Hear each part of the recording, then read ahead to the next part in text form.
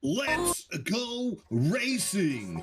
Good evening, ladies and gentlemen, and welcome back to Monday Night Mayhem live on MRL Broadcasting. Now, you got Mean Gene Money, the voice of MRL, live in the booth. And this time, I've got two-time friends right here helping me broadcast. I've got Zach Panzarella, and we got the showboat, Jared Kelly, up here in the booth. Our production truck ringer. Remember, Jared Kelly took that big W at Daytona road course earlier. The boys took a vote, voted him off the island, and now he's stuck up here with me and Zach, and neither one of us are wearing pants. What do you think, Zach? Can he handle it? I feel bad for Jared, me and Gene. He did not sign up for this. He was forced into this situation. It's not good for him, but I'm not complaining. We got the god of road courses here. And yeah, there really isn't a better track for us to have Jared Kelly here with us. I like to think I'm a good road courser, but then I see guys like Jared Kelly. So he's going to deliver some awesome expertise, but I'm excited to be here today, me and Gene. This is an awesome racetrack. Everybody loves this place. Not everyone loves road courses, but everyone loves Watkins Glen. We've been racing at this place since our NASCAR Thunder days, since any video game you could think of. We know Watkins Glen. So this is an exciting track to be at, me and Gene, and I'm excited to be with both of you guys. Yep, Watkins Glen. You know, people been racing here since before the cherries dropped all the way down. If you know what I'm talking about. Week number 8 of our 12 race regular season. It's a win and you're in situation. We're going to have Jared Kelly giving us all the insight of what happens while working down on a road course. You're no slouch yourself, Zach. Congratulations on your recent Truck Series victory at the Chicago Street Course. Zach is going to give us a little taste of being on the track a little bit later, and then Jared will help us with those in-car cams. We're going to have a 3-man booth for you. What do you think, Jared? Do you regret not wearing? Do you regret wearing pants right now? Shoot, man, I was wearing shorts under my fire suit, so all I had to do was take off my fire suit and come hop in here with you. I'm feeling comfortable. It's a nice breeze coming through the door. Well, I tell you, though, there is another guy out there tonight. How about that Nick Mazza? Guy's only raced 2 races here on the Monday Night Mayhem series. I mean, 1 race he earned his stripes for sure. He picked up 5 penalty points at Daytona International. But now, road course, this guy's laying down burners. 0.2 of a second over Daniel Smith, another winner. And how about Bobby Dodson? He's been gone 3 weeks. Now this guy shows up running down some heaters. So I think there's a good field that we're looking at. You got a favorite in mind there? Yeah, I'm definitely looking at Nick Mazza running those Alpha Touring cars.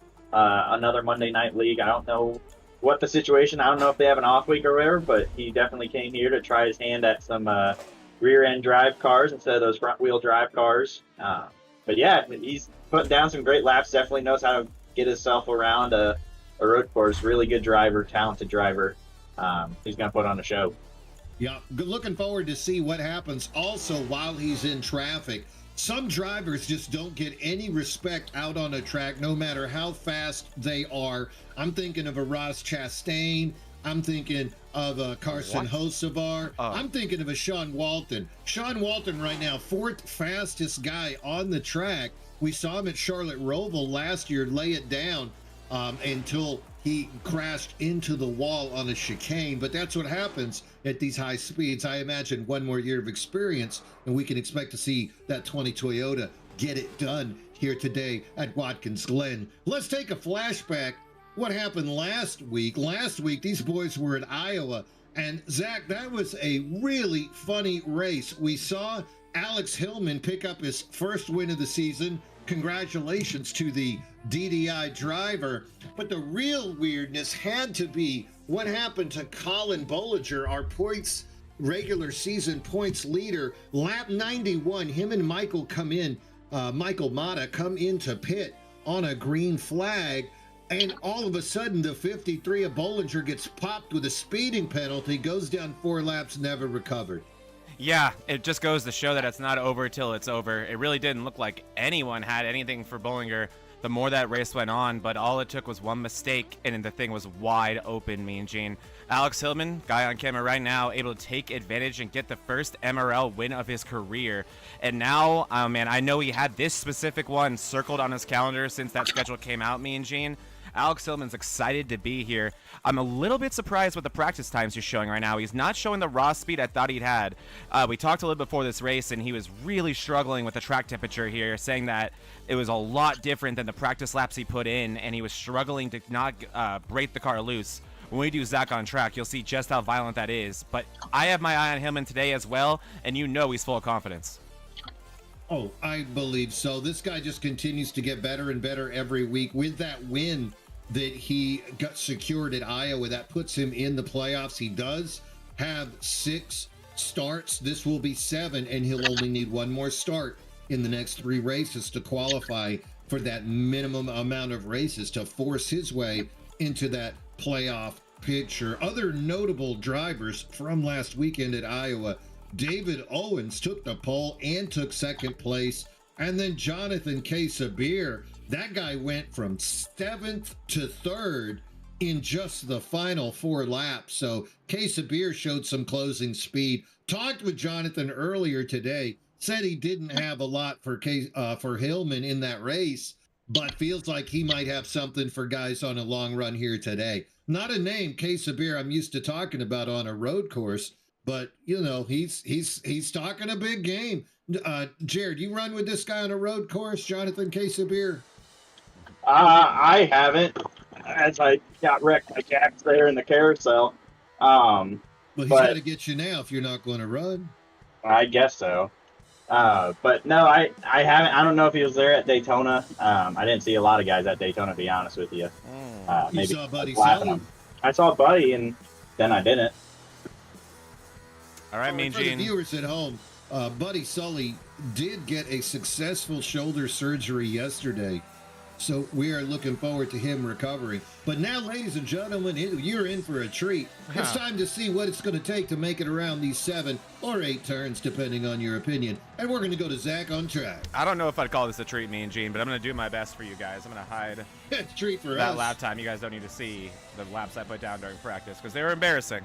All right, here we go, guys. And what I want to show you guys mostly is just how loose this is. And my main goal here, Jared and Mean Gene, just not to wreck this thing right now. Just coming out of the pits, you can feel how loose it is. So I actually rode on board with Jared Kelly during practice, and that's where I got my braking points and my my gear selection for the most part. But I will say, Jared, you are sending it, and I don't know how you do it.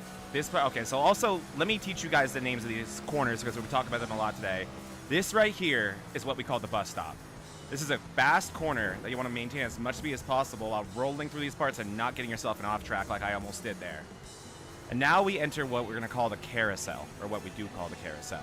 A long sweeping right-hander where you have to be patient on the throttle, accelerate out of here, and we get this little straightaway here. I'm going to bring up to 4th. I don't think I'm going to bring up to 5th. And then look to the right here, guys. That little patch of asphalt there, that's my braking zone. Down to 3rd. All the way to the bottom. That's an off track if I go, I think it's right a little bit beyond that will be an off track. Back on the brakes here. Try to roll this corner the best I can. Use the whole racetrack, and here we go. So this turn 1, guys, it took me a few tries to get this turn 1 down.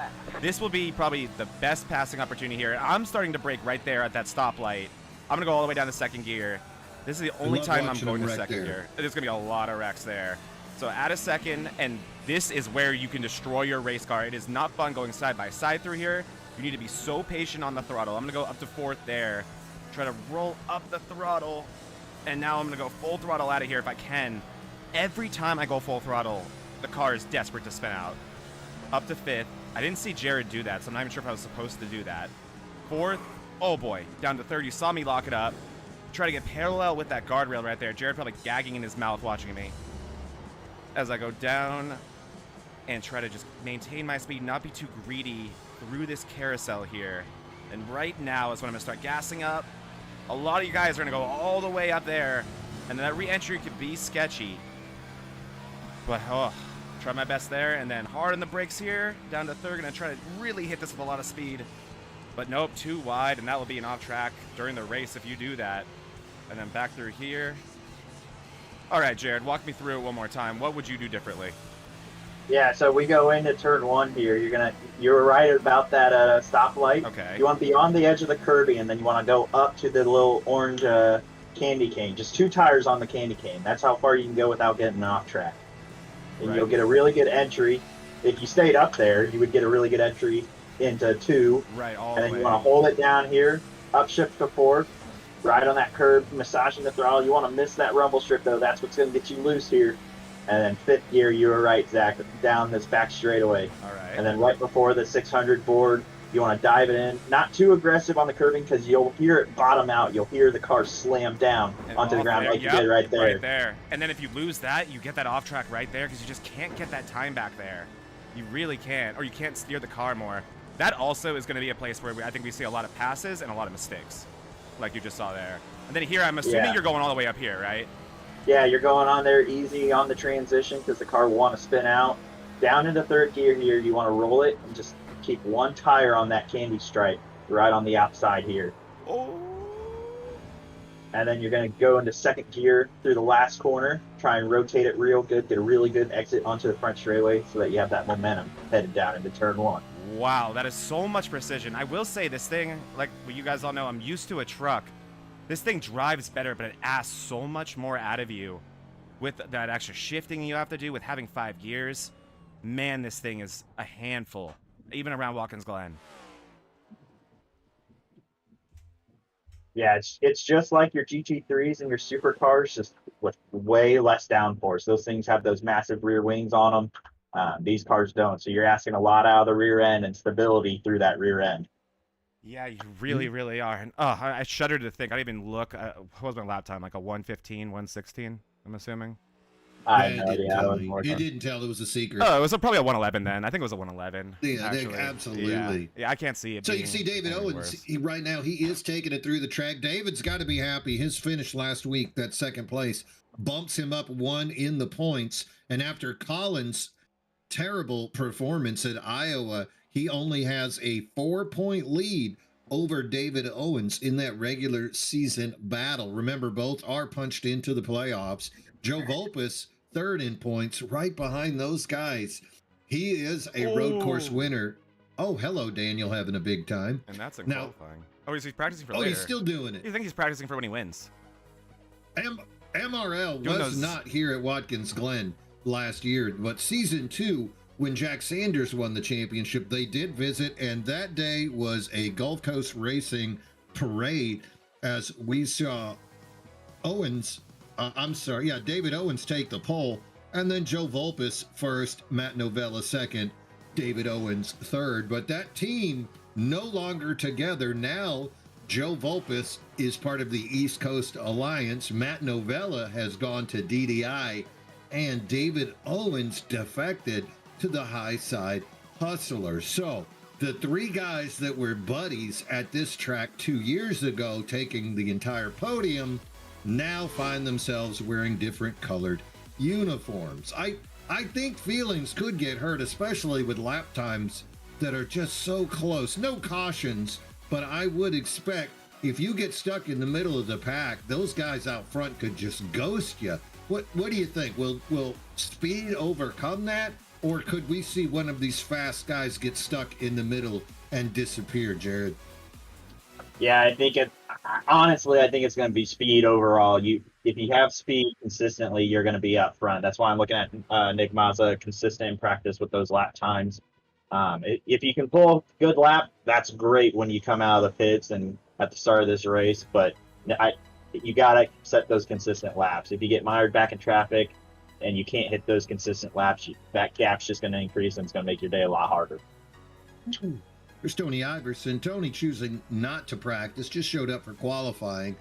Been a struggle for Tony so far. He is 5th in points, but not quite the year he had last year. Remember, Tony had 3 wins at this stage of the season in season 3. Season 4, Iverson still looking for his first win, but he is quick. Bobby Dodson, that we just watched a few moments ago, Bobby only has 3 starts this year, but he is one of the faster cars. Expecting to see that guy book it. How about Tony on a road course, Zach? Is this guy turn right as good as he turns left?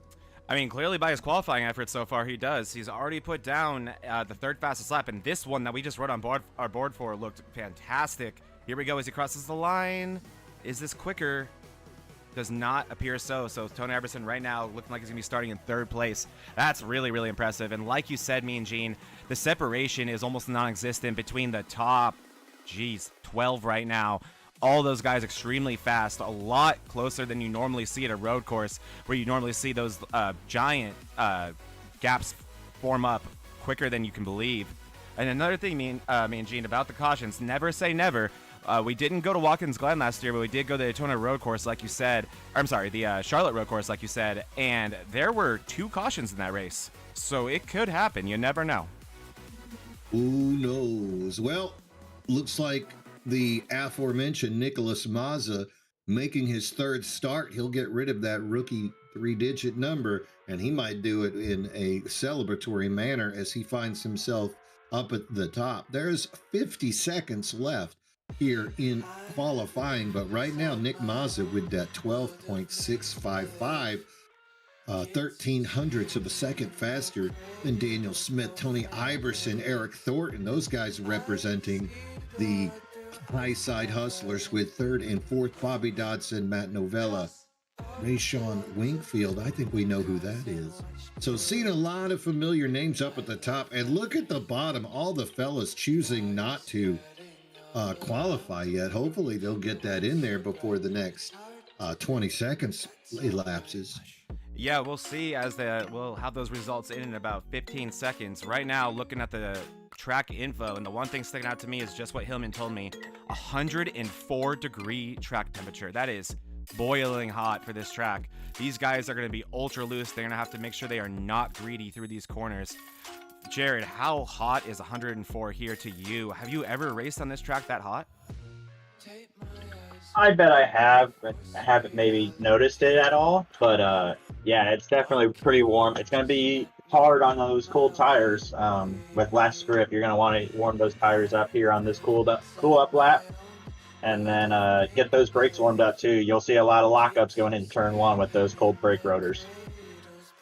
And maybe a little bit of pile driving as we speak. And there it is. There is our official lineup for here today. Nick Mazza is going to take the pole. Daniel Smith is going to be on the front row in second.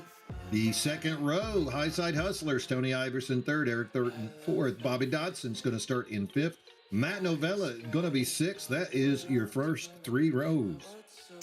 Behind Novella, you got Sean Walton over in 7th, a good road course racer, showing it with his qualifying effort.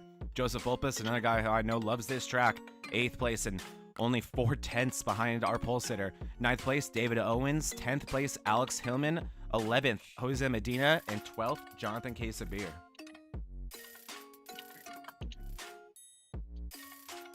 13th place belonging to Jack Sanders. Great qualifying effort from him. 14th, Beverly. And that is the last car who put in a time. So from here on, these guys did not qualify. As usual, our points leader, Colin Bollinger. 16th, Bolander. He ain't got no time for that. Good to see Bolander back, right? He dropped 5 spots, not showing up last week. Great to see Bolander back. Very happy to see him back. And rounding out the field, all the way back to 25th, will be 17th, Jax Duvall, Kevin Kyle, Richard Swingle, Jared Kelly. I don't think he'll be out there. Steve Lewis, Hunter Hall, Kevin Brower, Brandon Guerin, and Michael Mata rounding out what I believe is actually a 24 car field.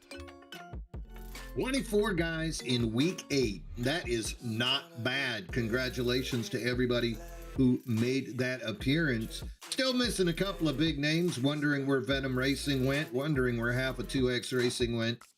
Maybe those guys can get it back on the track at some point. No, there was a lot of hurt feelings. Austin Merrow got ping-ponged really badly a couple of races in a row, and because of the way iRacing works, that guy took some penalties. And he was not pleased, went into the trailer, and he snuck out the window because I never got to talk with him, and he didn't make his way back. Cars rolling now off of the starting line. Nick Mazza going to lead him behind that pace car. Hate to interrupt you, me and Gene, but this is my fault. We've been forgetting about this, I think, for like over a month now, and we have paid this guy to be at the track, and he's just been sitting around waiting for our cue, and it hasn't happened, and I'm not forgetting this week. So without further ado, And now, race fans, for the most famous words in motorsports, the star of Universal Pictures movie, I now pronounce you Chuck and Larry, Kevin James.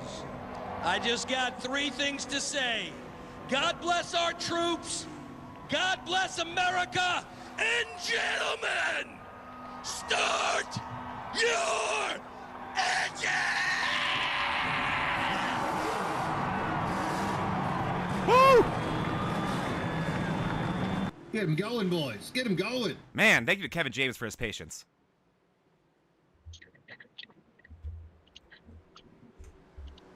Look at these camera angles we're going to be enjoying today, me and Gene and Jared. It's going to be a fun one. I am excited. 40 laps around Watkins Glen. I think, to be safe, I think like probably 80% of these guys' favorite road course. Well, and I've been saying it almost all weekend. Yeah, I've been saying it all weekend long that this is the Daytona of road courses for these guys. Everybody knows the layout. It's super simple. It's not like Sonoma or Coda. It's pretty simple all the way around. And that is a great We say thing. it's super simple till you hit that bus stop, or you're in the front row going into turn 1, and then bad things just might happen to you when you reach that part of the track. It's so true. I'm This glad to thing's see you going get wrong Kevin so James quick. in there. I'm glad to see you get Kevin back in there. He's been lonely waiting. Oh, dude, he's been so lonely, and he's just had his hands in his pockets, giving us that look, you know, all cute. Just a chill guy.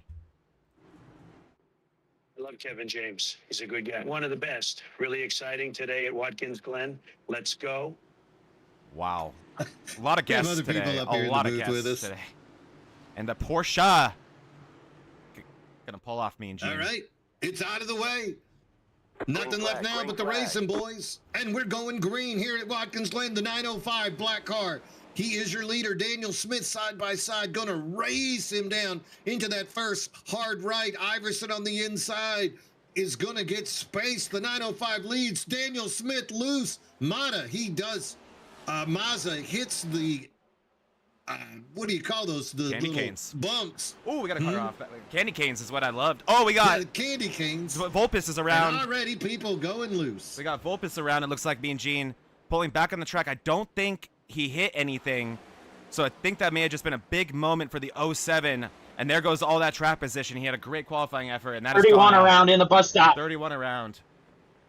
That's Daniel Smith. There he is. Oh, so much to keep up with already. Sorry, guys. Looks like I'm having speed a... already. Oh, Eric Thornton's around, Thornton is too. around. Eric Thornton is around. Nobody's having good luck. Oh, Some there's high-side Thornton. hustlers. And I see more smoke in front of Thornton. That's Alex Hillman is around. That's Alex Hillman, I believe. Jax Duvall, I'm sorry. That's Jax Duvall's around. Same colored cars. Duvall is around. So Duvall, Hillman, the 31 of... That's Smith, correct? Yep. Wow. Let's keep our eyes in the front for about 1 or 2 more laps, then we'll go back and we'll take a look at what went down, guys. That was an eventful first lap. A lot of mixing up of our running order as they cross, and now we're going to have a clear picture of what just went down. Mazda still in the lead. Iverson second, Novella third, Dodson fourth, and round the top 5 now is David Owens. I think that's exactly what Jared was talking about. We were going to see the middle of the pack get with each other, get stuck, get spun, get slowed down somehow. And now we have to see if that raw speed can overcome the problems that they had early on. You can see Nick Mazza, Tony Iverson making their way through, but hey, Daniel Smith, this guy was one of the fastest in practice. All of a sudden, he's finding himself going into the pits trying to figure out exactly what's going on with his car. Other drivers, Steve Lewis, Andrew Bolander, they find themselves a lap down at this point. Wow, Bolander's got a beautiful paint job. Look at that one. If I can find Says him. Pennzoil right on the front. God, Look at that thing. I should have known. You fell for it, didn't you? You got me, At first, I thought it was a Todd Gilliland car. Don't you Yes. Don't you do that to me. Don't you Yes. put that evil on me. Look at the amount of All right, you're damage looking on at, Bryson Dodson's car on that 32. Look at that Yeah, front end. Bobby took a little bit of damage there. All right, boys. Nick Mazza, he's already got this thing out to 7/100ths of a second. Novella 4 seconds behind in third, and then you can just see them fading back single file after that. David Owens, Bobby Dodson, Jose Medina trying to hold on, Sean Walton, Alex Hillman, Jack Sanders, Colin Bollinger, how about that guy? He's up 5 spots. Kevin Brower up 10. Those are your fast movers right now here. Lap number 3 going to 20 for the stage points to be awarded. All right, everybody take a deep breath. Let's start looking at these, yeah? I think we've calmed down a little bit to where we can look at a few of We these. spread out. Yeah. Get away from each other. So now we can see what went down. So to keep your eye, this is the first incident. Keep your eye on Joseph Volpes in the 07 blue car. Here he is. Coming up. Then, like I said, on Zach on Track, this is a bad place to be side by side. He touches the grass there. No control, and around he goes. Does not hit anything like we speculated. So that is good for Volpes. Let's move on to the 31s incident. Case of beer had to have a panic attack. Here's Daniel Smith. Oh, yeah, absolutely. Here's Daniel Smith now. This will be entering the bus stop. He is side by side with Tony Iverson. I'm looking for them to potentially make contact here. Will Smith break too late? Thornton actually gets loose right into Smith. And around goes Smith into Dodson. So that's how Dodson collected that front end damage. Smith noses into the wall, so not what Daniel Smith wanted to have happen there. And now we'll move on. Daniel Smith still in the pits as we speak. Oh, geez. And this is what Daniel Smith would probably call karma. Oh, actually, I'm sorry. This is the same incident because a few laps later, Eric Thornton did one of these. Oh, same one. I'm sorry. And there's another look at that one. Eric Thornton on that. I think it's all within the same incident. Yep, it is. And then let's see if this is the same one right here. Yep. So we got that one covered. And then yeah. So I think what happened to Eric is he got dirt on the tires and got him real loose. And this was Daniel Smith trying to bring the car back around. And I'm wondering, so that was probably the off track right there. Okay, I'm glad that wasn't anything too bad for Smith. Oh, maybe. Oh, no. Oh, no. It is. It is. It is. Oh, no. That's why Smith. That's why Smith is in the pits. He's rolling again. I'm watching Daniel Smith live, but that car is broke. He hit the wall again. He's in the grass. Smith coming to a complete stop on the live shot. And guys, this occurred 4 laps. This occurred on lap 4. This was not too long ago. This is Sean Walton pulling off the track with damage. So Sean Walton also experiencing issues now. I believe he may have gone around again, bringing it back. Here's Walton again, or here's Walton later in that lap, coming back around. Very damaged race car for Sean Walton there. So I'm assuming Sean's going to bring it into the pits here. Yes, he is. So there goes Walton into the pits. Oh, man. A lot of fast cars already out of this thing. I'm seeing look at that. Walton, Smith, and Bobby Dodson all in the pit right now. Those guys were top 5 and this is qualifiers and practice. This is the last one to catch up on, boys. And this is another Volpes incident. We'll see here if Volpes had another issue or if it was just our data freaking out on us. I'm hoping that Volpes is okay here. Everything so far. It's Kevin Brower in the 9 right in front of him. Right in front of him. Eric Thornton, he's been involved a couple times. So you see Brower breaking. Taps the wall there, but no, we're looking good. Side by side here. This would be the last corner where there could possibly be an incident as Volpes dove it on the inside of Brower. Did a great job. Oh, no. Oh, no, Volpes. Okay. He got too much curb. Got too much curb. He bottomed out.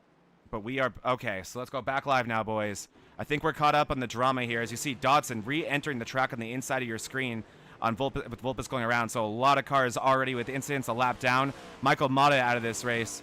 Daniel Smith still in the pits. Guerin in the pits still. Wow. Yeah, and as we were looking at these replays, I've been seeing Tony Iverson pressuring Nick Mazza. It was down to about 0.4 of a second. Now Nick Mazza starting to put those fast lap times down. Yeah, I think Nick's finally getting into that rhythm. That early excitement allowed folks to spread out. Iverson tried to keep that gap closed, but Mazza's experience on these road courses starting to shine through. Sean Walton did manage to keep it on the lead lap, but he finds himself 53 seconds behind. Other cars also down in the 40s. Hunter Hall, Richard Swingle, Steve Lewis, Andrew Bolander. So these guys in just 7 laps need to start being concerned with going a lap down. Remember, there will not be a break to the best of my knowledge. It will just be a wave them and give them those points. So we could see a few boys going the laps down right about now.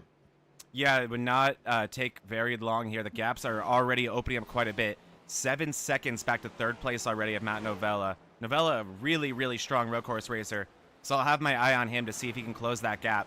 But as of now, it's the iRacing and Mazda show.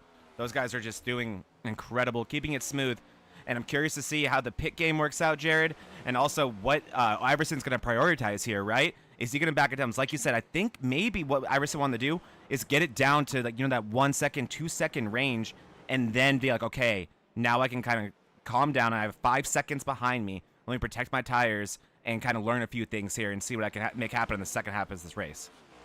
Yeah, but you got to be close to him, too. I mean, Nick Mazza is putting those minute 12-second lap times down, while Tony Iverson and the rest of the field, minute 13, minute 14.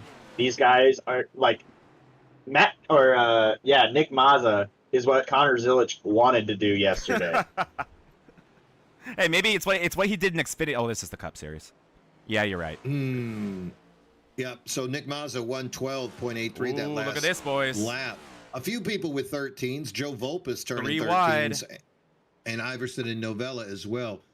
Speaking of Joe Volpus, there he is. That's Thornton in the front, case of beer in the pink car, and Joe Volpus in the 7. So Volpus showing good speed, wants to get through there, but remember, Thornton and case of beer both are very quick at these road courses, and I believe that's Kevin Kyle right behind them in that 27. Look at Hillman shoot to the inside of Medina through the bus stop. Oh, good defense by Jose Medina, bringing it in the last possible moment there. That was a great job by him. And look who's already behind Hillman. There was tons of mayhem to start this race, but did not affect our points leader. Colin Bollinger right there, already in 7th place. Once again, did not qualify. I think he started somewhere around 16th, 17th. Doing a great job already, working his way through the field. So we have these two clusters of cars here, guys. We have these three here, and then behind them you see Case of Beer, Volpus, and Kevin Kyle battling it out real hard. These guys just cannot get away from each other. You can tell Volpus frustrated with that incident in the beginning of the race, trying to they're trying to recover as quick as he can and get those spots back. Yeah, Joe Volpus trying to make it as best he can. I'm wondering about the damage on that car. I don't think he touched anything. No. So maybe it's just a matter of getting through that traffic. He did not touch anything, Mean Gene. It was just a matter of, maybe flat spotting him because he did definitely go bring it around a few times. Let's take a look here. Medina just lost Nick with another positions. 112. Oh, that's disgusting. So I'm trying to see here where, here it is. This is where the pass was completed by Hillman on Medina, and it looks like with this Bollinger followed Hillman around. So here we go. Gorgeous pass on the outside by Alex Hillman. That is hard to do, Jared. You know that. And yeah, Bollinger follows him right through. Put the squeeze on Medina a little bit, and that's all it took. That is a textbook pass around Watkins Glen. Well, and he had the momentum, too, down the front straightaway. You got to carry that momentum on corner exit. It's really easy to defend if you got that forward momentum. Yeah, we saw Hillman run really well until a incident with Kyle Lynott in our Thursday truck series at the Chicago Street Course. So Hillman definitely has the ability to turn left and right. And as long as nobody T-bones him in the middle of a 90-degree turn, he should be fine. Yeah, that never helps, right? When that happens to you. So we're starting. Well, I don't know. Owens tried to T-bone somebody, and they ended up getting away with it and got a 3rd place. We almost saw one there with Case of Beer and Sanders as Case of Beer got in the corner a little bit deep, was able to back it down enough. And I'm also seeing Kevin Kyle behind. Oh, sorry about that. I'm seeing Kevin Kyle behind this group now. And that's Volpus in the pits. Interesting. This is very early. Well, 10 out of 40. This is very early to be bringing it in the pits. I'm not seeing anything. I am seeing something I don't like, though, guys. Let's see if this is my data. Was quick. Or is this what actually happened here? Oh, no, we saw this. I don't think anything went wrong here for the 53 of Bollinger. This is just our... He just had a lockup. Yeah, and this is huge off track. Lockup. And, There's the off track. And you got to keep those right side tires onto the candy stripe. That's where you keep that incident point from getting you. It is all about the candy, and who doesn't like candy? But you're right. And it really is an easier track than most here on iRacing to prevent those off tracks, if we're being honest. I was just at COTA last week, and if you watched the Cup Series race yesterday, it was laughable if you race iRacing COTA and getting to see what those guys were able to do. Yeah, I think we had the FIA race controlling our race there, Zach. We absolutely do, and no one likes the FIA. They're the no fun organization. Jonathan Case of Beer putting a move on Jack Sanders there in the bus stop. Go ahead and take over that 9th position. So Jonathan's still trying to keep it moving forward, but there is a gap now as Thornton and Medina have left Case of Beer behind. Yeah, and look at Thornton. Eric Thornton making a move. He thought better of it. He learned his lesson the first time. Stay behind him. But you just see those two cars, they hit the curb so aggressively, you see it bottom out. You see it bounce onto the racetrack. You lose a lot of speed when that diffuser hits the ground like that.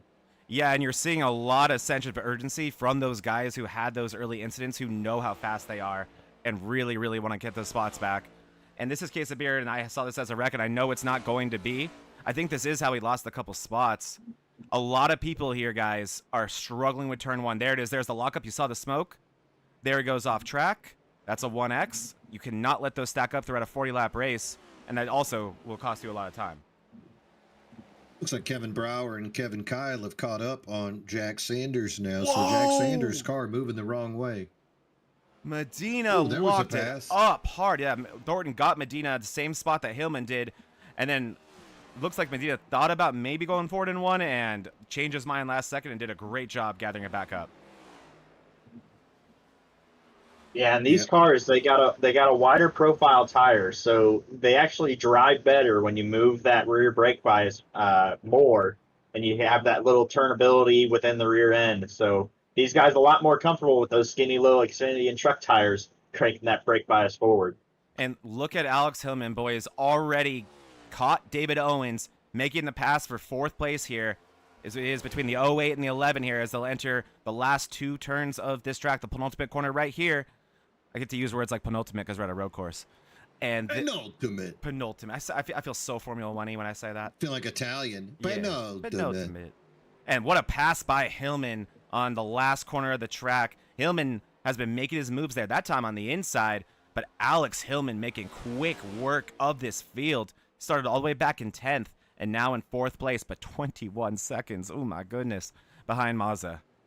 Hey, I'll tell you what, it's an interesting show. Bobby Dodson trying to get his laps back the old-fashioned way. He was a lap down, and he's cutting through traffic, and now he's chasing down the 11th place car of Kevin Kyle and Jack Sanders. So he's trying to do it the old-fashioned way at a road course. I don't think that's possible. It's not unless he's doing those 58-second lap times. That's right. He's in the wrong kind of car for that, he's right? He's going to need an F1 car for that, yep. He's gonna need a bigger splitter and a bigger spoiler. Yeah, and about $2 million worth of technology. Or a Charlotte Roval-esque crash that makes us all get another caution. Nick Maz has pushed that thing out to 4 seconds now over Tony Iverson. He's got 11 seconds over Novella running in 3rd. And then after that, you see Hillman, Owens, and Bollinger. Looks like Novella's going to bring it into the pits. We're on lap number 13. Somebody needs some gas. Kind of curious. I'm not actually. Yeah, 13, 14 actually does make sense. So there is Novella, and there's that Pennzoil paint scheme of Bolander still in the pits. Oh man, Bolander missing last week, and now just not having the day he needs. That is rough for Bolander, who was pretty comfortably in the playoffs, and now may be playing the points game for the last handful of races in this regular season here. But man, Nick Mazza just putting down those heaters has opened up to a 5-second lead. And I do have a question for you guys. We were talking about, other cars here. What do you think the Garage 56 car would do around here? I think it'd be. It's definitely got that more downforce. You see the canards on the front bumper and the quarter panels and everything. It's got that extra aero aspect to it. So, but I want to say it be similar to these lap times. I think maybe you could see minute 11s, maybe even high minute 10s. I agree. I think how much? A lot of horsepower. Yeah, I think that thing would be pretty fun and loud around here. I'm gonna pull up a picture of it so we can admire it pretty soon. Looks like the 53 of Colin Bollinger and the 1 of Thornton coming into the pits. Yes, sir. So pay window is open for this set of pit stops. I like Thornton doing on the earlier side. He had some earlier issues, so that makes a lot of sense to get that set of tires off that car, start over, and go at it again. We know there's a lot of speed in that car. That's way too big. Look at that. Look at that gorgeous thing right there, though, guys. Working headlights. Canards, as Jared calls them. And how much horsepower was it? 900? Not enough. I mean, it was a lot. The videos of this thing going around Le Mans were the funniest thing on the planet. People said they couldn't sleep because of the noise this car was making. Well, I think it was carrying about 1776 horsepower. No. 1776. Here comes That's our very leader. funny. Yeah. Leader down pit road. I kind of got nervous. I was right on board with him. He's kind of sliding around a little bit, especially through the S's and everything. But now we get to see if he can take those rookie stripes off. Does he take tires here? Yeah. That's how you know if he's a rookie, if he takes those tires. So you think the move is not to take those tires? Always in these cars. Never take tires. He's not, Jared. He listened to you. He has the broadcast pulled up. Look at him. He already has the tires angled out of there. Now, oh, look who did behind him. Look who did behind him. Wow. Okay, Jared, I'm gonna push back on your theory a little bit there. If you're Iverson, why not, right? You're already 4 seconds back. You have Novella, 6, 7 behind you, so you can afford them. It's about a 3 second, 4 second delta. Maybe that's the only chance you have. Yeah, but Zach, I think you're missing the crucial part in this. He's got to warm the tires up. Yeah, and I've heard He's that got to go cost you through 200 all laps. those laps. Oh, yeah. Ask Buddy Sally about taking tires at Sonoma. Yeah, let's ride Guess on board. who he lost to? Yeah, you're right, and that's when he made the pass. So, yeah, let's ride on board with Tony Iverson for these first couple laps, and let's just see. And so when we talk about cold tires, what that does, it's a loose race car. It's an ultra-loose race car. It feels like those tires are made of ice. So here he goes. He's driving very conservative based on how fast his lap times have been so far today. Or he's just that graceful. You kind of got to wait 3 or 4 laps, and I think then we should start comparing those lap times to the 905. Yeah, you can definitely see him being conservative right now, not using the curb, because, yeah, when you have those colder tires, that curb becomes just an absolute slip and slide. And let's see here. This is a big lockup time. Oh, wow, you saw it there. A lot of freeness within the steering wheel on corner entry and on exit. This is another loose corner right here. I mean, Tony Iverson just hitting his marks very, very well. And here's the one that we've been curious about, or that we've been seeing all the action all day. Turn 1 here. Definitely the heaviest braking zone of the entire lap. Some early shifts. I would argue that the entry of the bus stop is the hardest. That one's very, very scary because you're going so fast into it. But I think Iverson's doing good. I'm assuming the lap time's not where he needs them. And look who's in front of him in his windshield right now. That's Matt Novella. So I was wrong, actually. He did lose that position to Matt Novella. Well, I think one thing I like what Tony Iverson's doing is key to being good on these road courses. You have to drive with that gas pedal and that brake pedal. I think you turn the car way more with the brake pedals than you do the steering wheel. I mean, look at SVG's speed. He's definitely cooking something up in that race car. So true. So true. And here's Nick Mazza out for a Sunday drive. 12 seconds to Matt Novella right now.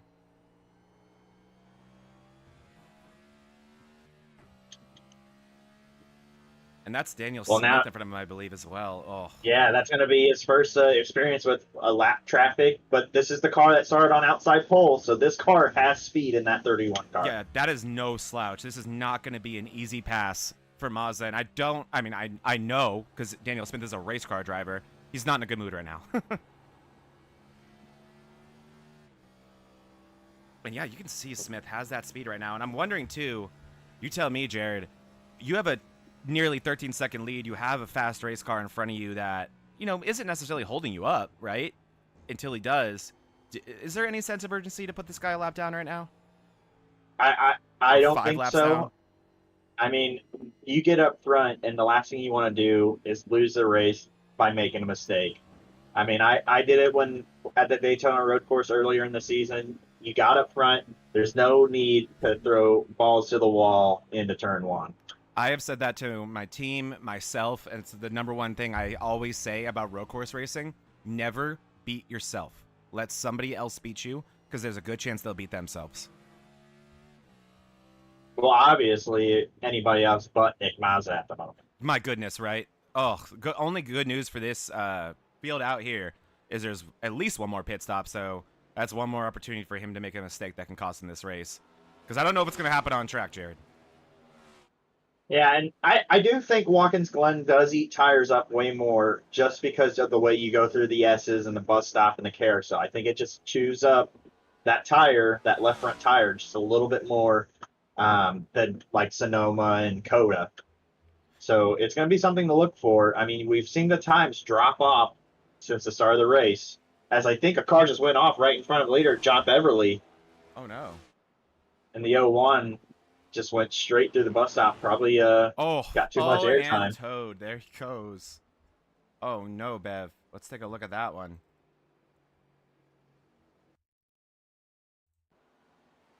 So John Beverly right in front of the leader. Oh man, this is never what you want to see as a leader. Is he just gets loose on entry. That thing is Yep, and it bottoms out. and yep, you just have no control, do you?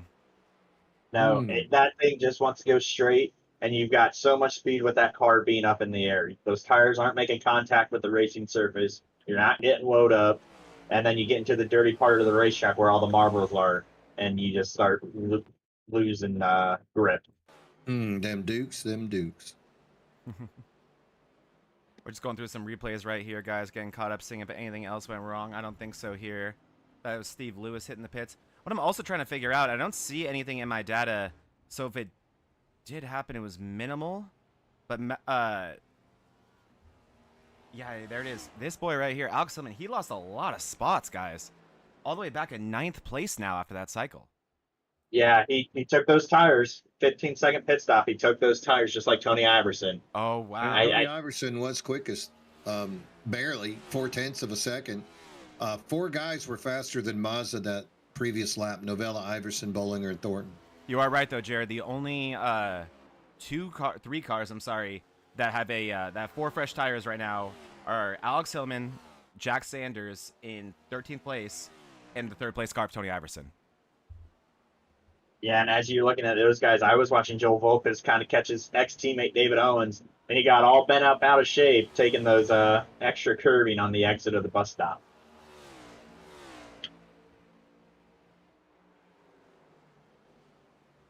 Well, These guys, Novella has knocked off a second. It was 13.6. Now it's 12.6. And then there he is locking it up on corner entry with Iverson on the fresh tire. Oh my goodness, Hunter Hall. Whoa, Hunter, where are you going? Jeez, did you see that? He's going to the drive-through. Oh man, he's like, I'm over Is this. there a Whataburger over there? Okay, I think it's a Wendy's. that was a jump scare right there. Their fries are average. I'm not I going there. think Uncle Tio was at the drive-through over there. You see Tony Iverson trying to poke his nose to the inside. I think what he's trying to do here is spook Novella into a mistake. Makes it a lot easier than making an actual pass, me and Gene.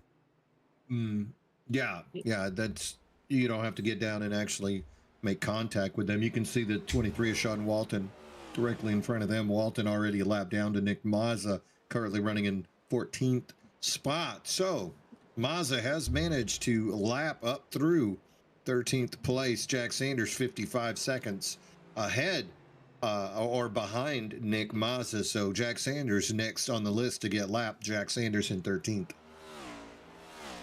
Yeah, and here we are in 4th place, Colin Bollinger with Thornton right behind him. Thornton clearly has just a ton of speed in that number 1 car. He had the early incident and has really done a great job working his way through the field. Definitely one of our cars who did not take tires. As we see Hillman catching Medina here, I think he'll probably try to make the pass into 1 here with those fresh tires. But man, Jared, I'm going to go ahead and throw up my white flag. You were right. Taking tires was not the move. Well, we know a thing or two because we've done a thing or two here on these road courses. It's very true. And I will say one thing that really, and I'm sorry, and this reminds me of that. We just crossed the line to end our stage, to win of our stage. Mazza taking those most stage points as a part-timer. 2nd, Novella. 3rd, Iverson. 4th, Bollinger. And 5th, Thornton. Those will be the guys taking home stage points in this stage right here. But, yeah, in the truck series, it's Hillman right there getting collected off track. And that may force him with a time penalty, which will have to force him to give that spot back to Medina. Looks like he's not going to have one here. We'd know here. Nope, just going to be a 1X and just can't let those stack up. But anyway, guys, in the truck series on those stage breaks, you get that caution, so it's like a why not situation with the tires. But yeah, with no stage break, no guaranteed cautions, and very likely that we don't get one in this race at this point, I think you kind of do have to just minimize that time you spend in the pit road. Well, I think that 4 seconds for one set. Six according yeah, to about 6. Yeah. But I also like that we don't have that yellow. You can't have those huge mistakes like you guys did on Thursday night where a whole bunch of good cars get taken out. Yeah. I mean, we saw the action happen at the start of the race, but you're always going to have that at these road courses going into turn 1. We see it in all types of motorsports, either it be Formula 1 or NASCAR. We see those messy starts, not to call out Kevin Kyle's favorite driver, Ross Chastain. Yeah, brilliant move on turn 1, lap 1 by Chastain last night. Oh, and look at that. Oh, no! Novella! Ooh. Oh, no. Novella gets loose on the penultimate corner, does an overcorrection, and slams it into the wall. And Mean Gene, I cannot believe he did not bring it into the pits there. That left front's bent. You can see it bent from the front end camera. It is towed out. So it's going to turn left real good, but it ain't going to want to turn right.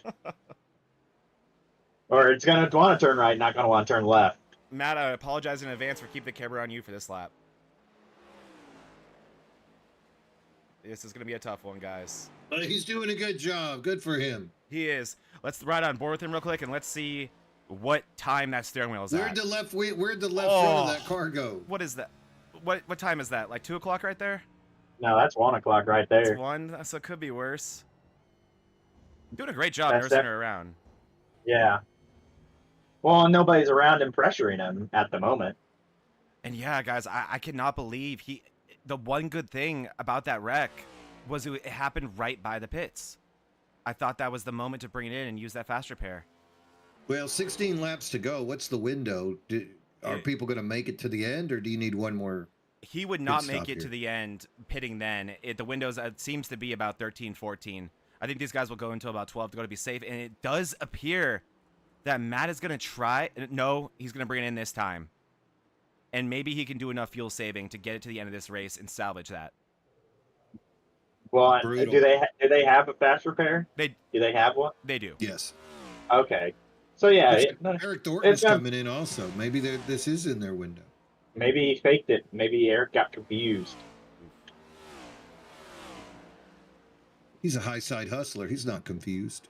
The only high side hustler I know of is Jason Fager, and he drives a dirt late model. As I hear Hunter Hall spinning out. Oh no!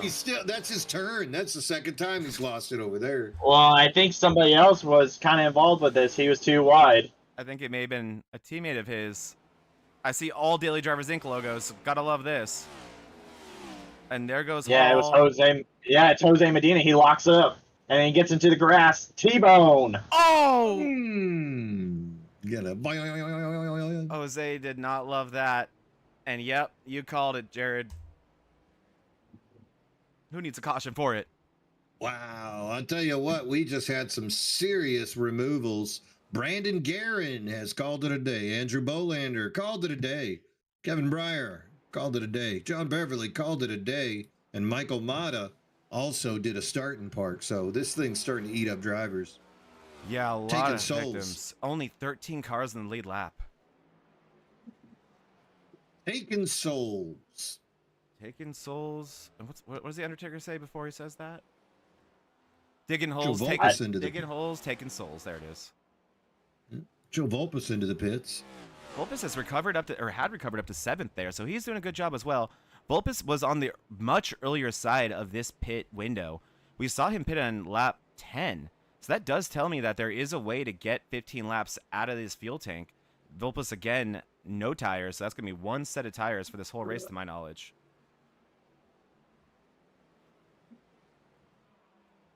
So still some good battles going on between a couple of cars every once in a while. Mazda does have that impressive 15-second lead. Well, now he's about to lap Thornton, who pitted. Oh, yeah. Oh, there it is. Playing. And that, now Mazda is definitely in the part of the field where every lapped car is going to become a challenge. All these cars have speed. Thornton definitely not wanting to go a lap down here. has something to race for is not going to give this to Mazda. So I think this might be another one of those situations where Mazda might just be content hanging out behind Thornton now with a 15.5-second lead.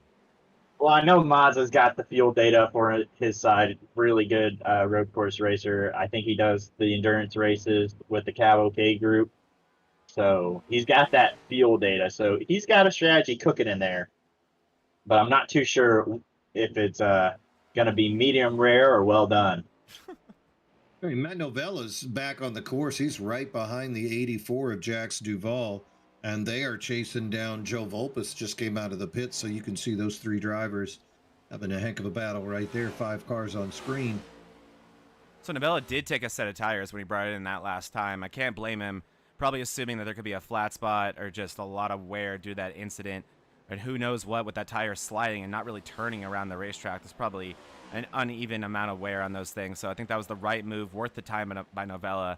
Now we can focus on just recovering and getting back that track position he had before. Well, and I think also the thing is like I tell you, Zach, on these road courses, you kind of got to eggshell these throttle pedals and just pretend that there's an egg underneath that throttle and you got to roll into it. Probably burn up those rear tires, and I think one just got a little too hot on the exit there, the second to last corner.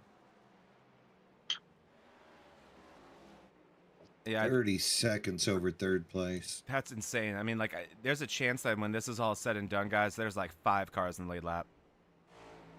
Well, I think we know who's going to be voted off the island next. That's right. You'll be up in the booth with us. I know, we really should have had you out there, Jared. We would have had something. Would have been a show, but, you got to give other people the spotlight every once in a while. Yeah. I appreciate you letting me have it on Thursday. Well, it definitely pushes you to be better when you get a guy like me threatening you to show up. When there's a possibility of a Jared Kelly, you work your ass off. I'll say that. Oh, as Matt Novella got loose, real loose on the exit there of turn 1. The wrong way again. He was definitely crossed over. He's going to need some dude wipes. Oh, let's go back and look at that. Oh. You mean dirt tracking. Horsebath body wipe. Tokyo drifting it on it's still not underneath him. Nice recovery from Novella there. Well, and these rack and pinions, they're so hard to save these cars, and with the low sidewalls, you can barely run on them. So when those things get pitched sideways, they're really hard to catch. Thornton that wasn't Thornton. I'm sorry, that was Dodson. Oh, and then he reappears. Oof. Let's take Hey, another how about look this, at that boys? one. Daniel Smith just laid down a 112.4, fastest lap of the day. 5 laps down. Oh, that's brutal. And this is on board We've with Eric seen this Thornton. before, though. We've seen him be fastest 5 laps down before. Yep. Watch how quick this happens. Oh, just hit that curve. Bottoms out. Not too bad of a hit. Not as bad as it looked like it was going to be. Just a little kiss. Definitely going to pass inspection later. Yeah, definitely. Bobby needs to work on that fire suit. That's the wrong color for that car. And here, All right, Kevin Kyle, Jax Duvall bringing it in. Looks like Bobby Dotson going to take a look. Daniel Smith just laid down that fast lap, bringing it in again. Well, and definitely the fast lap times come here at the end of the stint. Those tires are warm. There's barely any fuel on the rear end. So you definitely get that downforce within the rear end, because the less fuel you have in the rear end, it's going to raise that spoiler up in the air, and you're going to get more downforce. Here comes Well, Iverson. Here comes Tony Iverson. That's a little curious. Let's see if he takes left sides again. Bobby Dodson taking tires. That makes sense. Well, with he had Dodson. that big slide. Yeah. With that slide, that's no tires for Iverson. Off he goes. Now it's going to be interesting when Mazda comes in. Is he going to take the tires or not? Yeah, Mazda could almost take him, and he could take him and maintain the lead comfortably. Up to him and what he wants to do here. Lots of lap traffic in front of Mazda now, so I think this would be the time to pit. Going to have Jack Sanders directly in front of him. Eric Thornton's that white car just ahead. Yeah, why not? And there goes Sanders doing the gentlemanly thing. And he's still following Thornton around this racetrack. Has yet to put him another lap down. Or a lap down, I should say. So definitely prioritizing what is going to cost, or what is going to maintain that speed right now is Mazda. But yeah, I'm very, very curious to see when he brings it down pit road. Oh, and Nick Mazza real tight on the exit there onto the back straightaway.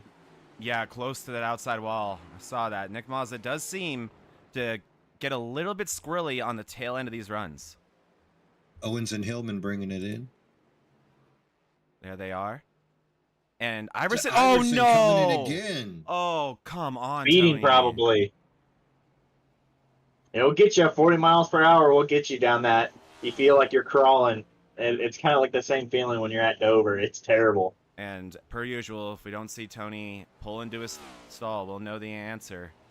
Unless it's a hold, which is even worse. We'll see here. It looks like it likely is just... He's going to bring it in, so that tells me it's a hold, guys. Absolutely brutal. And yeah... You can't do that. Those tires are not... And now our leader down pit road right now.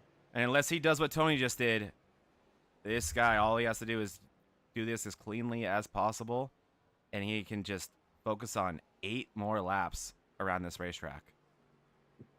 Yeah, you got to appreciate the effort Nick Moss has been putting out here today. Rookie no more after the finish of this one. No tires for in Mazza. the pits.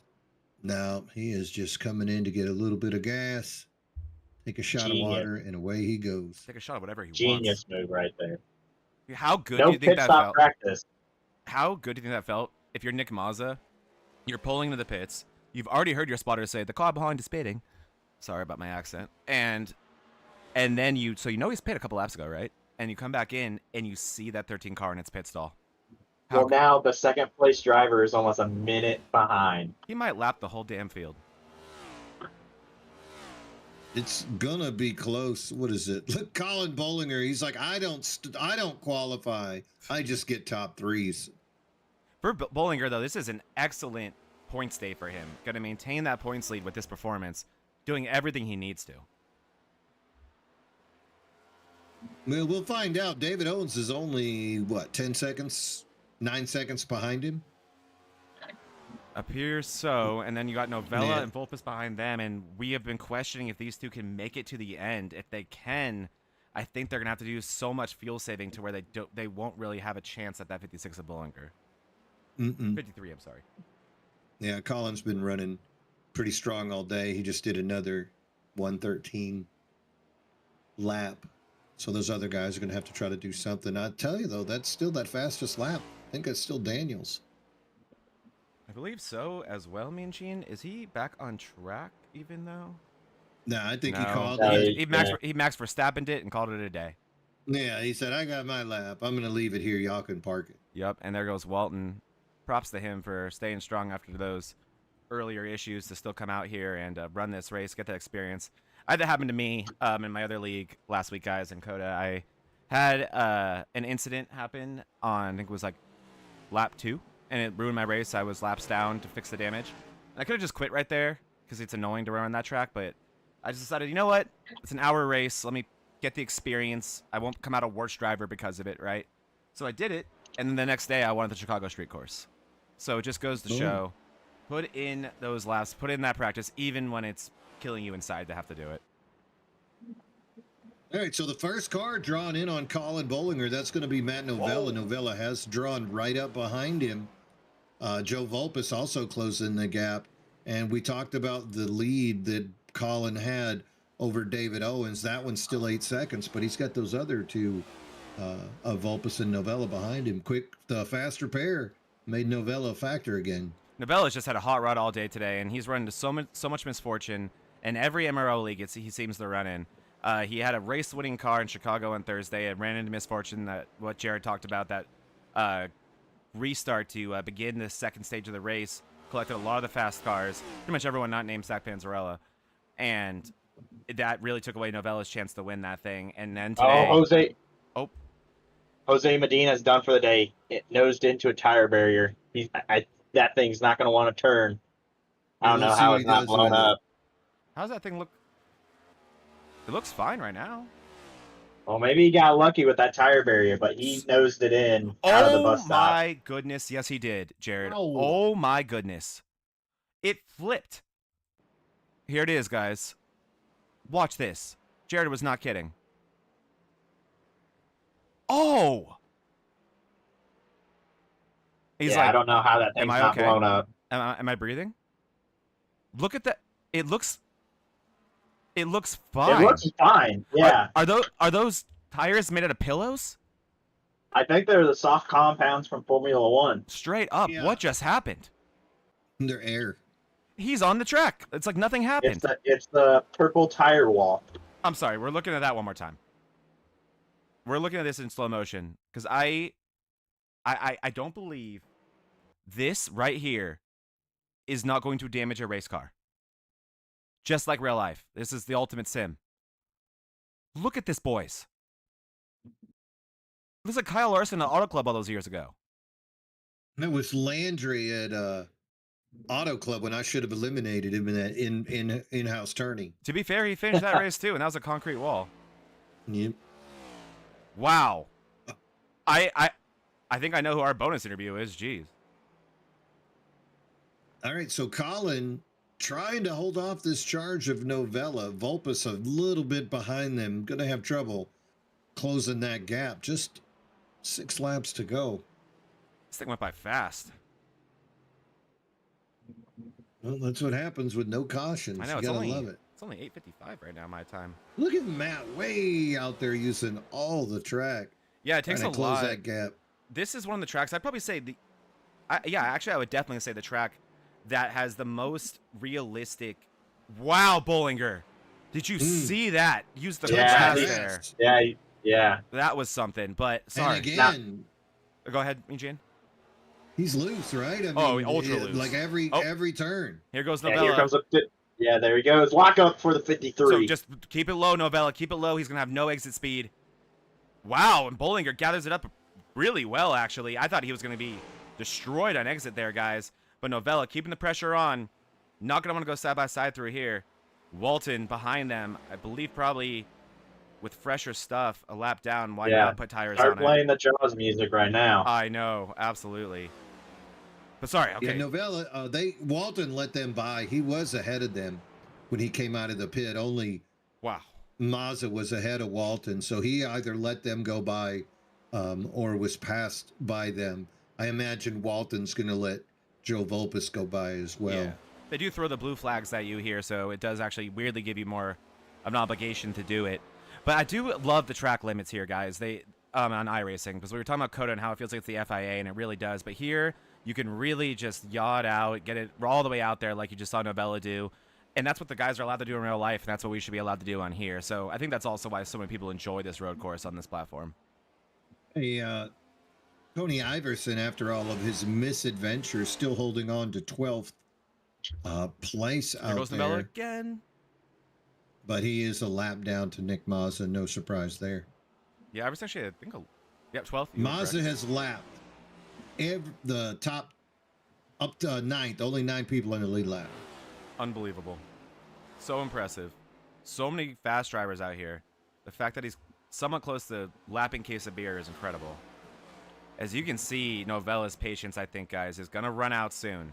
I think he knows he's faster than that 53, and he wants to get it done. Well, he's going to have to start filling up that mirror and get him to force into a mistake. I don't think it's going to have to come with the front bumper, but I think you got to fill up that mirror. I agree. You've got to put that pressure on, make him think, make him uncomfortable. That's how you open up that window, and this is exactly what it is. Just, I like how he's just poking that nose down on the bottom, really making him think about every move that he makes, and hopefully trying to put him in some unfavorable lines. Novella really putting the pressure on that 53 right now. I mean, Novella's only 8 points ahead of the cutoff line right now, and he has no win, so he needs all these points. Oh, yeah, that's second place. Here comes the run into turn 1. And that's tires. Best he's gone. And 53, I think, is they both locked up. Look for the crossover. Look for the crossover from Bollinger here. They're going to go side by side. But this is dangerous. Oh, ultra dangerous.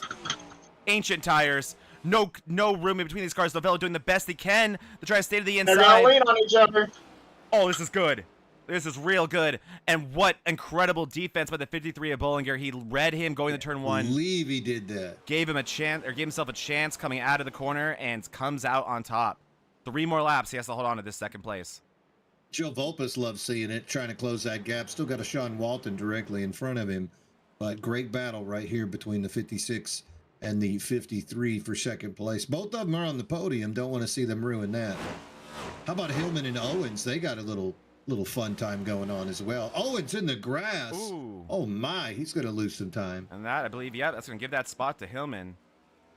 Pretty big gap there now. So Hillman And one thing we don't him. talk about is the new track dynamics with these road courses. You go into the grass or the gravel, you actually pull that onto the racing surface, and it makes it a lot slicker. Something we haven't talked about, but I think it's definitely a factor. For everybody else, yeah, everyone's like, thanks, man, appreciate that. Bollinger locks it up again, but Novella way too far back to do anything of meaning. And only 31 seconds in front. Anything could happen. Mazza. Yeah. Yeah, Nick Mazza is going to be approaching the white flag. If he stops and gets out, he'd still win. Was he going to go get a cigar, pick a cigar? I lost connection around this time once, guys. Don't say that. Daniel Smith is the king of losing that. You want me to get you a box of tissues, or what do you want me to do about that? No, I got the crying out after it happened. Don't worry. I appreciate it, though. Okay, this is the white flag is out for Nick Mazza. Great drive here. Still a lot of racing to go. He's got to make it to the end. Tons but of I'm racing. Super impressed. Oh, man, just an absolute beatdown from this 905. This guy did not put a wheel wrong all day. I love this lap, guys, when you have a lead like Mazda does, and you just so leisurely. I call it the parade lap. You're at probably 75% speed. Maybe not this guy, because why not, with how fast he's been all day. But this is a fun one always in this moment right here. Tony Iverson closing on Medina really fast back there. 4, 10, and 11. Oh, this is intense. This is the bus stop here. Oh, Medina just completely goes through it. He says, you know what? You just go, amigo. You have just it. Go. Yep. And there goes Iverson. And that's going to be a top 10 for Tony Iverson. Well done. He's getting ready to take the last 2 corners of the race, Mean Gene. Here we go. Taking it into that final right. Nick Mazza has just put on a show all afternoon, showing exactly the skill that he has brought over from those road courses. Going to bring it down that final straightaway, and bada bing, bada boom. No longer are you a rookie, and now you are now an MRL champion. Congratulations, Nick Mazza. Oh, and he's bringing it over into the Hunter Hall section of the track for his celebration. Novella, maybe one last shot at this. Novella, one last shot at this. Looks to the inside of Bollinger, just can't get it done there. Bollinger going to hold on to second place. Novella third. Vulpes with a brilliant recovery, going to bring it home fourth. Oh, and Mazza just got taken out by somebody. Oh, no. Oh, my God. Oh, there we go. They're turn 1. Jax Duvall. They're making it happen. And Bollinger. Of course it was Jax Duvall. Have you been to Florida? Oh my God. What is happening? 32 Dodson. Everyone's dying. They're doing what Jason and I did at Sonoma. Oh, God. This is great. And here it goes again. Another one. There's Owens. Owens isn't as fun. He didn't want to pull set. And Hillman's like, I have enough incidents. Get me off this track. Yes. Here comes Kevin Kyle and Steve Lewis and Case of Beer. Yes, Case of Beer. Case of Beer's gonna send it. Oh. That was a good one.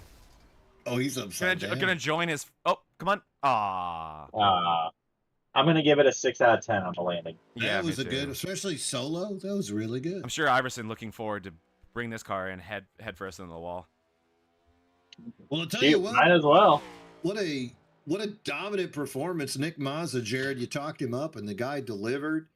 Ends up winning this thing with a heck of a gap. Colin Bollinger starts way back in 15th without qualifying, punishes his way up into second. Matt Novella, he needed points, and he gets them. Joe Vulpes, also without a win, is going to get him a dub. Finish fourth. Eric Thornton, that's your top 5. Hillman, Owens, Kevin Kyle holds on for 8. Jonathan Casebeer, Tony Iverson, after stopping 2 extra times, still in the top 10. Not bad, huh? Not bad at all. Yeah, it was great racing all race long. I was super impressed with the drives out of everybody. Very clean than what I was expecting to see. All right, so who you want to talk to, Jared? Let's get Jared somebody to talk to. Yeah. Jared, who would you like to talk to? No, that's a good question. Let's bring Hellman in. I know Zach had some high hopes for him. I'm interested Oh to my see word! I like what your he has. choice. Yeah, see what he has to say. Hey, boy. guy that didn't do as good as you thought you were gonna do. Tell me about it. My favorite interviews. All right, there he is. Go for it. All right, I guess I'll ask him, Alex. Zach was talking you up almost all weekend long, Sorry, coming Alex. to this road course. But obviously didn't have the day that you wanted, but you come home with a sixth place finish overall. Had to be a fun day. Why don't you tell us about it?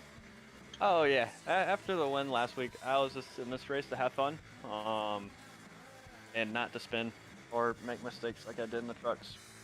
No, had a great time. At the end, I put tires on in the first stint, which I somewhat regret now, but ended up okay. Fun day though. Got some good racing in with a few people. Yeah, we saw you had a little bit of battles throughout the field. I can't remember all the battles you had, but we definitely showed them on the broadcast. Anybody in particular that you enjoyed battling with today? I enjoyed it with Owens. Owens was fun. We both gave each other room. I made it fun to be able to trust somebody to leave room and kind of just let us each other run our own races and race each other. That's awesome, man. Do you have any partners or teammates you want to thank? I give a shout out to Case of Beer and Dotson. I've been running with them recently for the Monday nights, just kind of teams within teams. So they've helped me out a little bit, and Case of Beer left me room on that start, which was chaotic. Yeah, it was definitely a show early on in the race. But yeah, congratulations on the really good finish. Sorry that Zach had to put that commentator's curse on you, Oh my hyping you gosh. up all weekend. So you can blame your performance on Zach. No, that's all Ah.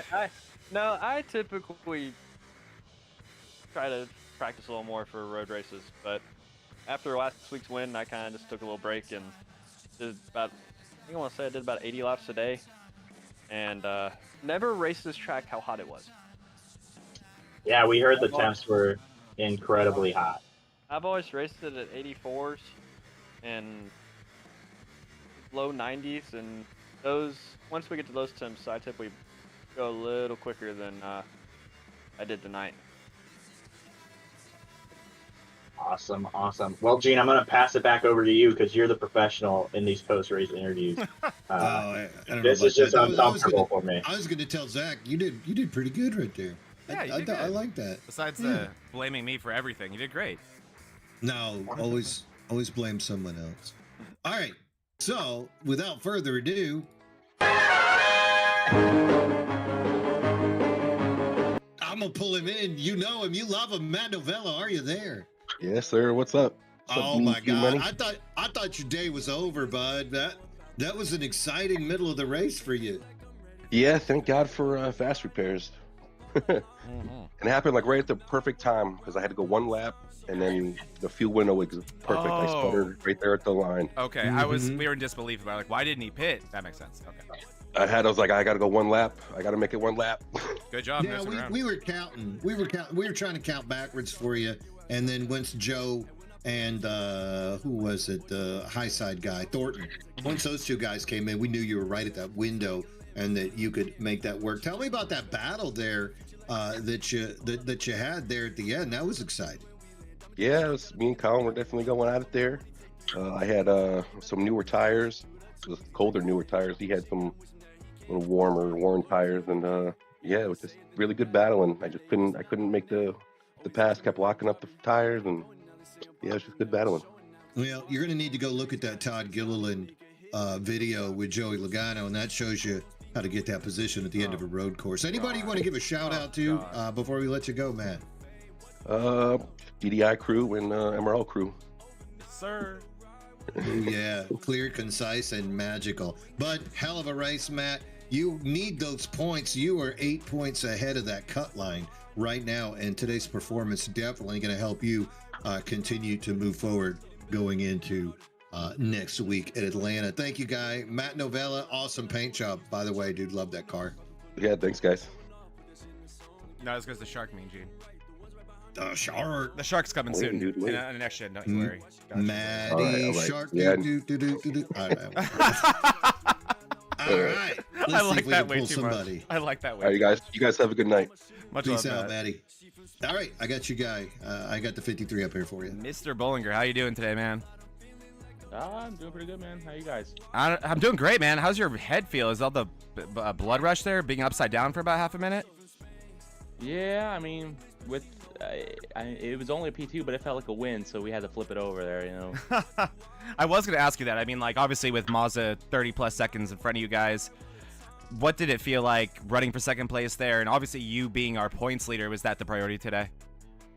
Yeah, honestly, it was just to get good points. I'm not like really good at any road courses, so I think we got stage points with a little gamble, the short pit Owens, and we got the points. And after that, I was like, maybe we'll get a fifth or sixth. And then I don't know if guys were making mistakes or what they were doing. Maybe taking 4 tires. I know I didn't take tires all night, so I ended up getting second. And Novella ran me down there, and then I pulled the crossover back on to hold second. And it seemed after that I kind of held them off, and I'm just happy with the run for sure. I wasn't expecting it. Yeah, great run. And yeah, it was that. I mean, you had just tons of pace, but on top of that, a lot of cars taking tires, and then definitely as the race went on, the move was not to take them. Just seemed like it wasn't worth the time in the pits, plus the time warming them back up. So great strategy from start to finish today. And I got to ask you, man, what is the strategy behind not qualifying the last handful of races? I don't know. I mean, well, the thing is, I honestly thought we were going to have a rough night tonight, and I was going to maybe just run 5 or 10 laps, get my points, participation points, and leave. And then I think within the first 3 laps, we were in 7th, so I was like, well, we got to see it through now. And I mean, last week, it was Iowa. It's a really good track. And I mean, I got up to the lead. I just ended up, crapping the fire suit. So yeah, that's how it goes. But no, I mean, sometimes we'll qualify and sometimes we don't. I mean, it's kind of how I'm feeling. Okay, that makes sense. Well, another amazing performance today, man. Congrats on continuing to hold on to that points lead. Only a few races left in this regular season. You're obviously going to be a championship contender, so we're excited to watch that. And clearly there is no weak spot in your racing, so great job today. Anyone you want to give a shout out to today? I mean, just Team Delusional, and Sean Walton was in here, or Ray Sean, whatever he has his name as. Daniel Smith was in here, and I got to thank him for my paint too, and that I run every week. And and I think Bolander was in here too. So yeah, just all the guys back that I race with on the weekly. Awesome, thank you so much, man. Congrats on the finish. Yep, thank you guys.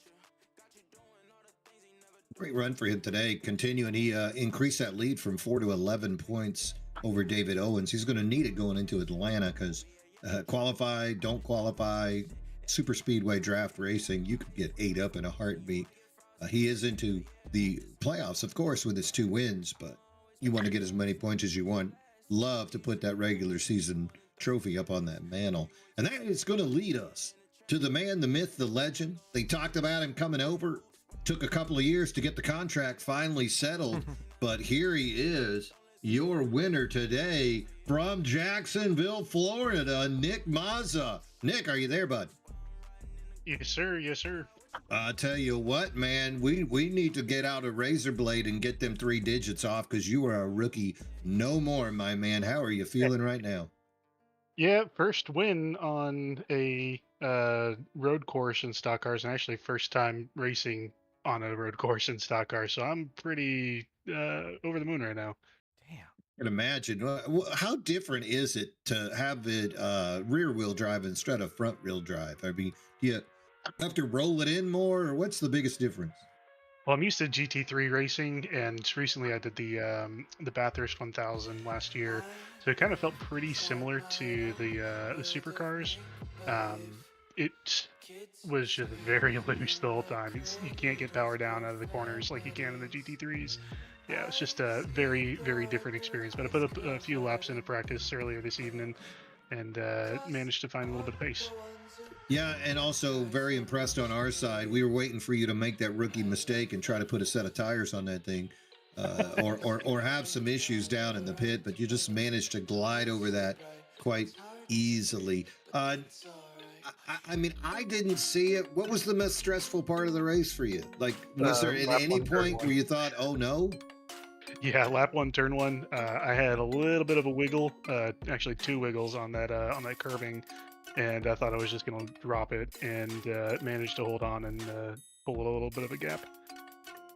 Well, I tell you, Nick, you will not have enough points to qualify for the postseason here this season, but with two road courses on the regular season schedule, I think next year, if you could target a full season, you could be a guy we're looking at in the playoffs. You intend on racing some more stock cars and learn how to go real fast, turning left?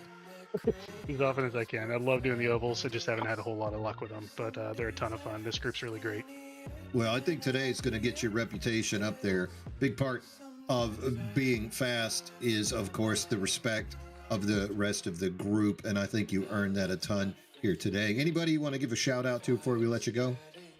Yeah, I'm on the SimCity racing team, so shout out to those guys over there. They're great. And then also special shout out to some of the improper guys that kind of gave me a hand working on setup, because I had no idea what I was doing coming into this. Jay Gachet and Chris Smorrell, appreciate you guys' help. Oh, the bonfire guys. What's up with that? You might have to try to convince some of them boys to come over here as well. We've seen Christopher. I think we saw Christopher die on a Monday night and never saw him again. I was a little worried about him. He got spun around pretty bad. Yeah, he's a good guy. He's much better in ovals than I am. A lot better in stock cars in general than I am. So appreciate all the tips he gave me. Yeah, he's a good guy. I've been lucky enough to race with Jake a couple of seasons ago on our Friday night series as well. Nick, congratulations, bud. You are the king of the road course here today in New York. Go out, have yourself a tasty beverage, my friend. You have earned it. Oh, I shall do. Wow, there it was. Jared, I tell you what, bud, you called it and Nick delivered. That dude just tore it up here today. No surprise. What about the difference? Have you drove those cars he spoke of? Yeah, I love racing the GT3s. They're a lot of fun, especially at Daytona. Not to shout out my Daytona 24 win one more time, but yeah, they're a good time. I've raced them here at the Glen through the boot and everything. They're real fun. Well, fun to watch this track here. We've seen it a million times, this Watkins Glen, but it always manages to deliver something special, something new for us here at the end, watching that hard charge that we saw between Colin and just really giving us a little bit of a show there. So let's talk about the standings now. With that second place finish, Colin does push his lead from 4 to 11 points. And so most of the top 5, they all stay static. But Zach, where I got my eye is down in 12th. Look at 12th and 13th. The winners are all in the top 12, except for Duval. He is tied and has no win, but he's tied with 12. So he's got to jump up to 11th. He's got some work to do. Yeah, Duval, an especially surprising one, being a Final Four championship racer last season, right? So really and look who surprising. He's chasing. Season 2, he's got to get all the way up to Sanders. Mm-hmm. And that Sanders won season 2. And how about Medina? He's going to full season finally up at the top as well. These are tough names. And then on top of that, Mean Gene, it felt like this time last year there was like it was a little bit top heavy, right? There was a kind of a big 3, big 4. A lot of different winners this season. Anyone can come in week out and get that W and lock themselves into these playoffs. And you're seeing that here with Hillman and Smith all the way back in 11th and 12th in the standings, but they don't have to worry about that at all. They're guaranteed in these playoffs, so you can really, start taking those spaces away, right? So that would mean, Duval, I mean, obviously just by the points out of the playoffs, but even further than I think he thinks he is, as he's going to be racing for points against guys like Sanders, actually. So that only further complicates it for those type of guys. But we know guys like Duval, Walton, Hall, and Case of Beer have the speed to get wins and to point themselves into this thing. Absolutely. And they got to have enough races. You got to get to 8. So if Case of Beer can come to the next 3 races, the final 3, he'll have that opportunity to... Actually, there's 4. There's 4 races remaining. So if he can make 3 of the next 4, Case of Beer, we've seen him with that speed. He could easily win Atlanta next week. Sean Walton only needs 1 more race to qualify, and that's another guy that could win at any point. So suddenly you think you just need to get to 10th to make your way into the playoffs. You might have to sneak your way all the way up into 9th. And Medina's sitting there with 195 points. So Medina's on the top end of that point scale. He's going to be hard to overcome. So this is almost becoming a win in a must win for drivers like Duval, Sean Walton, Hunter Hall, and Jonathan Quesabir. Really hard to imagine that those guys, especially a Final Four guy, just from last year, would suddenly be forced into you better win. Oh, it would be shocking. But it really just goes to show how much has changed since last year. I mean, even so much about looking at these standings is so surprising to me. Tony Iverson, again, this guy had multiple wins at this point last year. While 5th is very, very comfortable, especially when it comes to points, he does not have that win yet. And when we get to the playoffs, that's going to really matter. Those bonus points are going to really come into play. And if you look at that green number on towards the right side there, that is the bonus points. Tony Iverson has 4, Mean Gene. Colin Bollinger's 18. Even someone like Smith, who will be in the playoffs again with that guaranteed spot with that win, he has 11. So he's going to be starting way ahead of Iverson once the playoffs were to start. So some of these guys really got to get their win in these last 4 races. Well, Iverson might not have it at the moment, but I think he peaked a little bit too early last time. I think he threw all of his cards on the table. And then come playoff time, he seemed a little stale. He just, I spoke with him before those races, and that fire wasn't in him the way that it was in that regular season. Right now, Iverson just seems like it's all business. He's not making jokes. He's not depressed. He's not angry. He's punching in. He's doing what needs to be done, kind of like today's run. And come the end of the season, I think that's when we're going to see that passionate Tony Iverson. And he's already proved he is not afraid to use that bumper or that door on people. And so I think a Tony Iverson, once he gets in the playoffs, that's going to be somebody that you're going to need to keep a close eye on.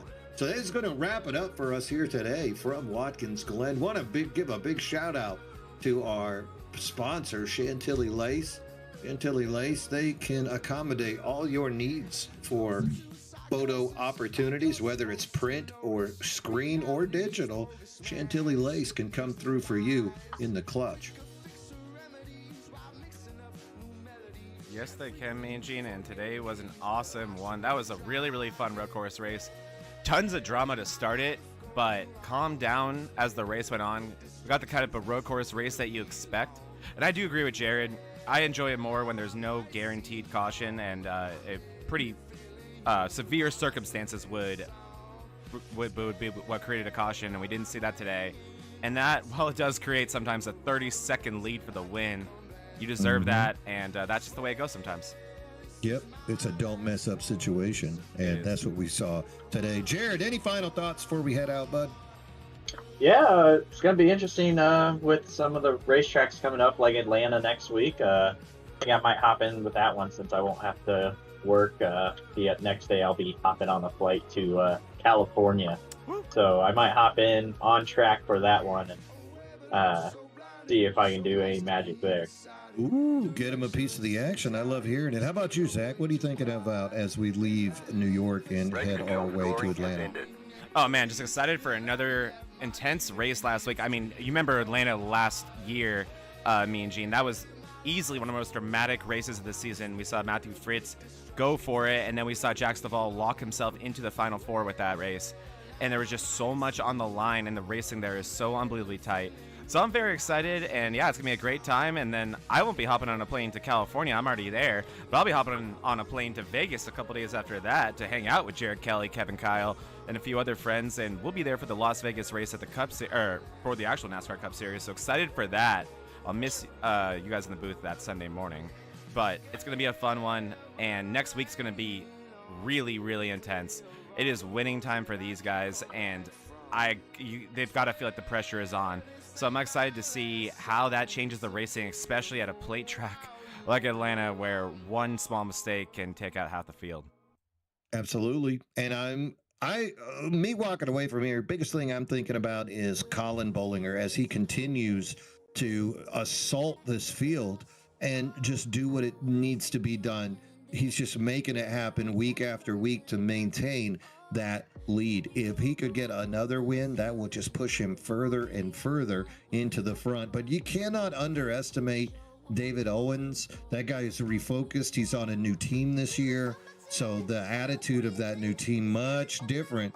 A conversation with Tony Iverson, Eric Thornton, and Buddy Sully is much different than the conversations that were going on in the Gulf Coast Racing League. Not to take anything away from Gulf Coast Racing, but those guys are all killers. They are literally Germany, Japan, and Italy in 1939. You cannot deny the abilities of those three drivers. But next week, going into Atlanta, I'm going to make a prediction. Are you ready?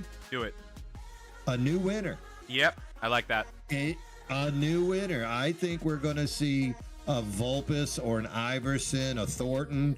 Heck, and how is Andrew Bolander not won? It's been 2 seasons since I've seen that guy get one. Jack Sanders is having the best season. Last year was a one-off because that guy's been solid 3 of our 4 seasons. He just missed some races. And Daniel Smith, no one could touch that guy the last few races if it weren't for a disconnect. Jax Duvall wins on super speedways. So I'm going to call it now. We're going to see a new winner. I love it. And I would not be surprised in the slightest, Mint Gene. No, and it'll probably be some knucklehead with 30 points out of it who's just barely going to make the cut just to throw everybody out of the window. It'll be Joe Amato. It'll be like, hey, where'd you come from? Hey, even and a Joe Amato or a Kevin Brower will come through. If it's Amato, even the first name is right. It's Joey. It matches. Yeah, Joey comes out of nowhere and wins again and again. So can't wait. Join us next week. We'll be broadcasting at the same time right here on the MRL Broadcasting Network. On behalf of all of our partners, thank you so much. I am Mean Gene Money, Zach Panzarella, The Showboat, Jared Kelly, our sponsor, Chantillylace, admins, John Beverly and Joe Vulpes, other sponsors, DDI, KK Woodscapes, and big thanks to all the gentlemen working with the production truck boys. Cannot wait to bring you another one live next week from Atlanta. And as always, true believers, bottoms up and hammer down.